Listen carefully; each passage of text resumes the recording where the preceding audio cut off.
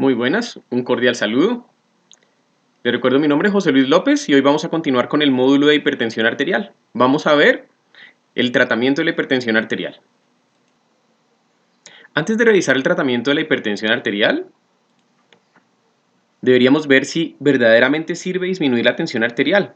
Y hay varios metaanálisis que muestran que una disminución de 10 milímetros de mercurio en la tensión arterial sistólica o de 5 milímetros de mercurio en la tensión arterial diastólica generan una reducción del 20% de las enfermedades cardiovasculares graves, una reducción del 15% de mortalidad, genera una reducción del 35% de accidente cerebrovascular, una reducción del 20% de eventos coronarios y una reducción hasta del 40% de insuficiencia cardíaca, donde vemos que tiene un impacto muy positivo para la salud de las personas que hagamos un control de la tensión arterial. ¿Y cómo definimos el tratamiento? ¿Qué tipo de tratamiento vamos a hacer? Acuérdense que hay dos tipos de tratamiento grandes para el manejo de la hipertensión arterial. Uno que es el tratamiento no farmacológico y el otro el tratamiento farmacológico. Las guías españolas y europeas nos ayudan a poder definir ese tipo de tratamiento con esta escala. En la parte superior vemos los grados de tensión arterial, donde vemos normal alta de 130, 139, 85, 89, el grado 1 como la revisamos en el video anterior, el grado 2 y el grado 3. Y en el otro lado tenemos las tres fases de la hipertensión arterial. La fase 1 sin complicaciones, fase 2 cuando está la enfermedad asintomática y la fase 3 cuando está la enfermedad establecida. Cuando hablamos de la fase 1 sin complicaciones, tenemos unos subgrupos que son sin otros factores de riesgo, con uno o dos factores de riesgo o mayor o igual a 3 factores de riesgo. En la fase con enfermedad asintomática es aquella que tiene ya daño de órgano blanco, una enfermedad renal crónica grado 3 o una diabetes mellitus sin daño de órgano blanco. Y la fase 3 con enfermedad establecida, estamos hablando de una enfermedad cardiovascular establecida, una enfermedad renal crónica grado 4 o 5 o una diabetes mellitus con daño orgánico. De acuerdo a esto, entonces vamos viendo que hay una franja de riesgo bajo, unas de riesgo moderado, riesgo alto y riesgo muy alto. Hay evidencia que todo lo que esté por encima de riesgo moderado, riesgo alto y riesgo muy alto se benefician de tratamiento farmacológico. Y los que están en riesgo bajo, solo hasta que hayamos probado un buen tiempo medidas no farmacológicas deberíamos pensar en un tratamiento farmacológico. Y cuando hablo de un buen tiempo estamos hablando de tiempos superiores a los 6 meses para estas franjas de riesgo bajo.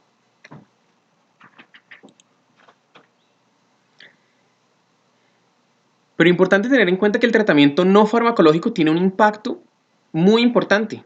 Esta tabla nos muestra las mejores intervenciones no farmacológicas que tienen una evidencia clínica para la prevención y tratamiento de la hipertensión. Y vemos cómo la pérdida de peso, estamos hablando de disminuir el peso, disminuir la grasa corporal, debemos plantearnos una dosis. Y la dosis para este caso de la pérdida de peso el mejor objetivo es llegar al peso corporal ideal. Pero en cualquier caso deberíamos apuntarle a reducir al menos 1 kilogramo de peso corporal. Para la mayoría de los adultos que tienen exceso de peso, esa es una meta que puede ser suficiente. Normalmente cuando hacemos metas para disminuir pérdida de peso, deberíamos de plantear cerca del 5 al 10% de pérdida de peso, pero al menos fijar una pérdida de 1 kilo es importante. Y se espera una reducción de aproximadamente 1 milímetro de mercurio en la tensión arterial por cada kilogramo de reducción de peso.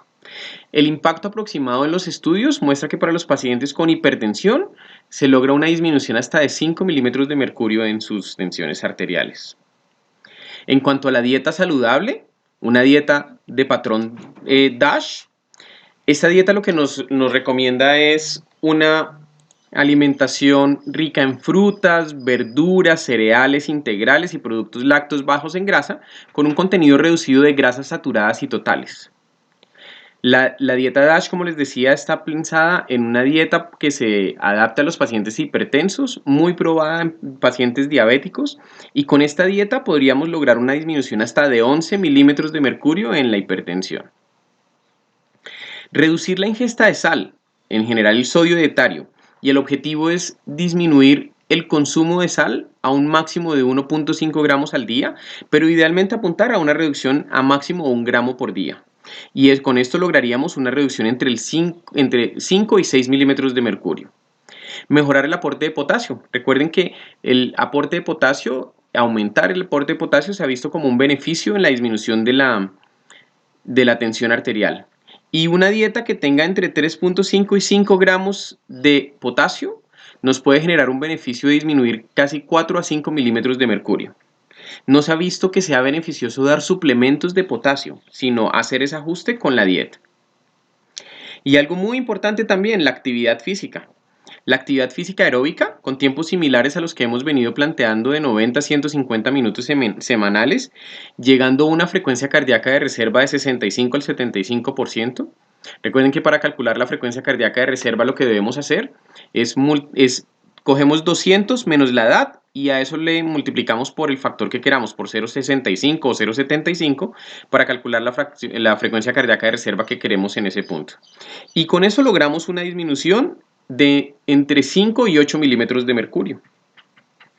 La resistencia dinámica, las actividades físicas de resistencia dinámica son aquellas que son secuencias de ejercicios y ellos hablan de tiempos muy similares a los que estábamos hablando de las sesiones aeróbicas, realizando sesiones de 6 ejercicios, cada ejercicio de 3 sets con 10 repeticiones por set. Con esto podríamos lograr una reducción de hasta 4 milímetros de mercurio en la tensión arterial. Y la resistencia isométrica, todos los ejercicios de peso, de carga de peso, de fuerzas, por ejemplo el uso de mancuernas, usándolos en sesiones de 3 sesiones cada semana por 8 a 10 semanas, logra una reducción de 5 milímetros de mercurio. Y lo otro importante es que en aquellos pacientes que tienen un consumo importante de alcohol, la meta es lograr reducir a que en hombres máximo tengan 2 bebidas por día y en mujeres máximo 1 bebida por día, y con esto lograríamos una reducción de menos de 4 milímetros de mercurio. Y cuando hablamos del tratamiento farmacológico, hoy en día se ha simplificado mucho este tratamiento y tenemos 4 grupos de medicamentos que nos pueden ayudar para el manejo farmacológico. Lo primero, los diuréticos. Y en los diuréticos, la clave del tratamiento son los diuréticos de ASA, los diuréticos tiacídicos. Después, los diuréticos de ASA. Y finalmente, en aquellos pacientes que tienen resistencia, están los diuréticos que tienen que son ahorradores de potasio, como la espironolactona. El otro grupo son los IECA y los ARA2, los que son inhibidores de la respuesta de angiotensina, y los bloqueadores de canales de calcio, y finalmente los beta bloqueadores. Lo ideal es que en aquellos pacientes que tienen tensiones arteriales por debajo de 150, el manejo se puede iniciar con uno de estos medicamentos partiendo con un diurético o un inhibidor un inhibidor de la enzima convertidora de angiotensina o un antagonista de los receptores de angiotensina 2.